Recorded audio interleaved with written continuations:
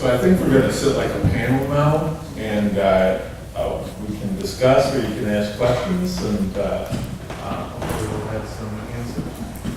I'll start. Thank you. So, Don Marsh. Hi, Don. Further. Hi, everybody.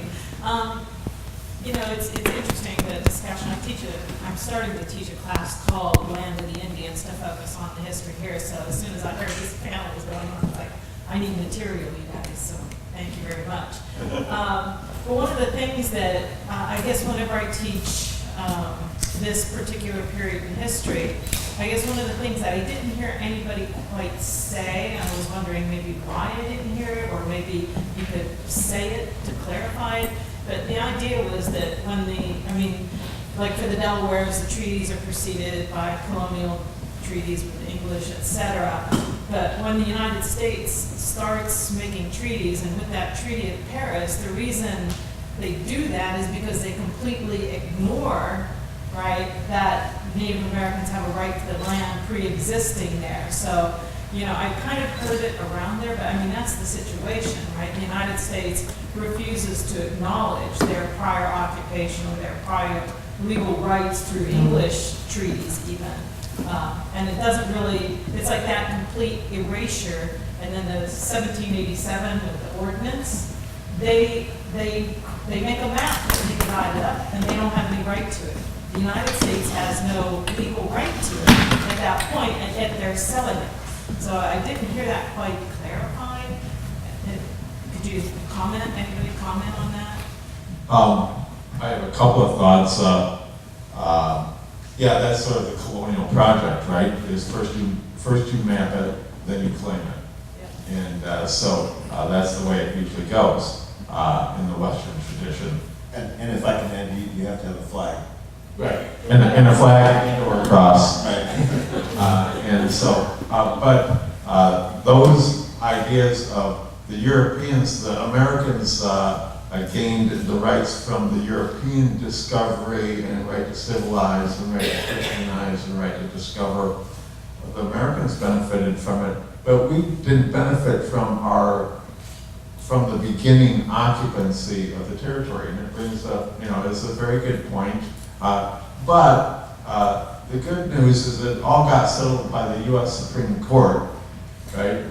In 1821, when they decided that we didn't own the land. So we didn't need to worry about it. Yeah. We didn't own the land. We only had an aboriginal title, which meant a right to occupancy until it was taken from us. So the U.S. Supreme Court did to us what was getting done to us for, 100 years earlier. So, any other comments? I would just add, just to illustrate the point a little bit, at the Treaty of Greenville, General Anthony Wayne said to Little Turtle, who was the Miami leader, he said, "You sold land to the French, you sold land to the British, why won't you sell land to the United States?" And Little Turtle said, "Did we sell land to the French and the British? I didn't know we sold land to the French and the British." A little sarcastic, but in fact, no, we had never sold land. We had never given that land in any way to the British and the French. But the American perspective was that we had. Is the experience here in the plains, again, it sounds like over time, after a while, we all ran out of land. But the western, far western experience, and maybe the Mexican and Canadian experiences compared to what happened in the United States area.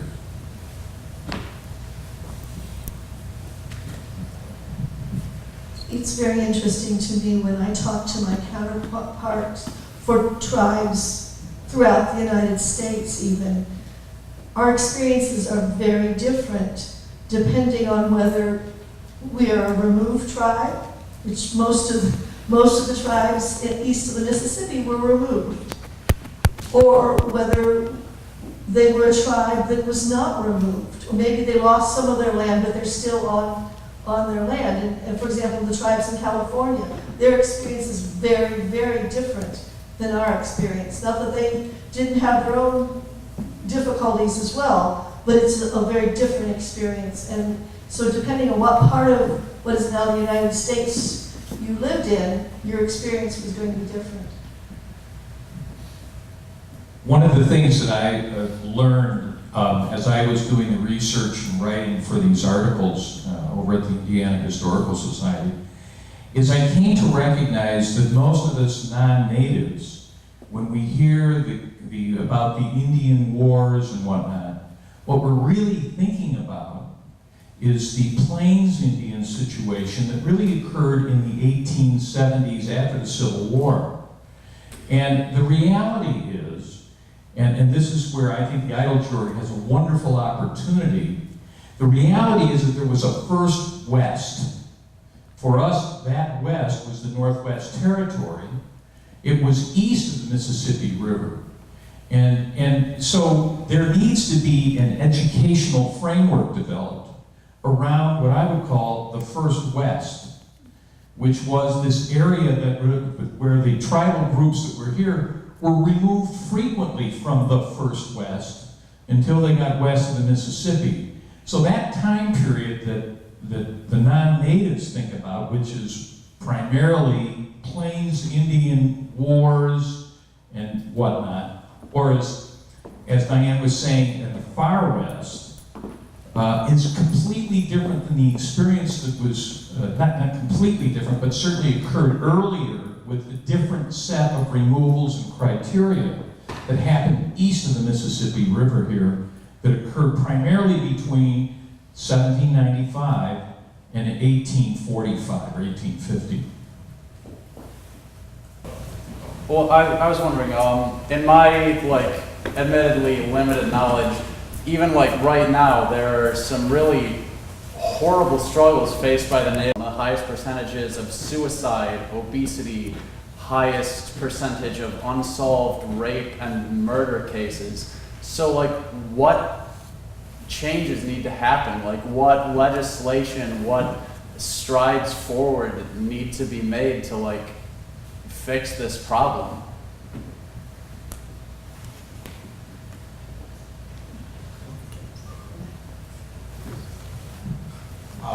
Well, one is that what you're describing are problems of poverty, right? It's not just an Indian issue, it's a poor people's issues. Problems of despair.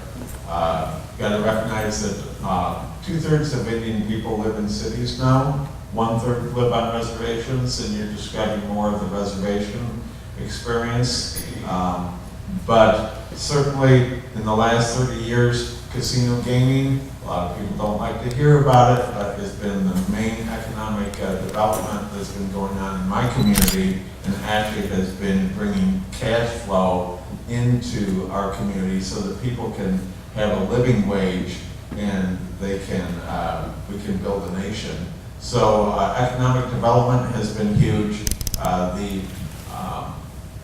I think the other thing is role models, promoting the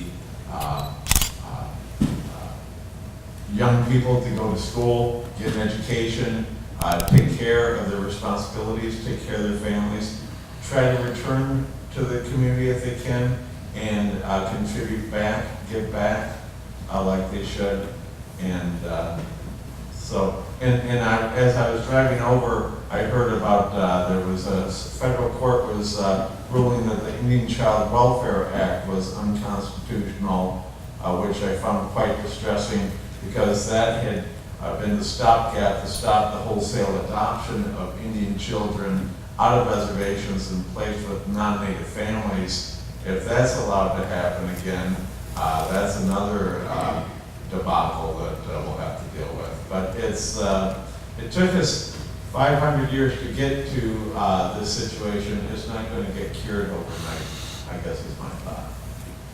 In many articles, they refer to the Treaty of St. Mary's as a purchase of the Indian land. But it doesn't sound very transactional. Had they seen the land in Oklahoma that they were being removed to? I mean, was there an approval of this, or, as you said, was it just making the best deal they could at the end of the day? if I can comment just about the purchase that you're talking about.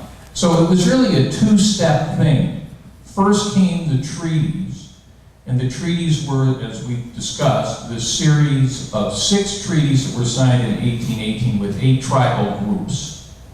And then after the treaties had been signed, the land then became part of the United States. And the United States government then sent out 10 surveyor teams, and surveyor teams included about 10 people on the surveyor teams, from 2 or 3 people that were involved with actually surveying the land, to woodsmen to make sure there was wood, hunters that would also provide food and whatnot. In any event, over a period of about 3 or 4 years, the land that was part of the St. Mary's treaties was surveyed.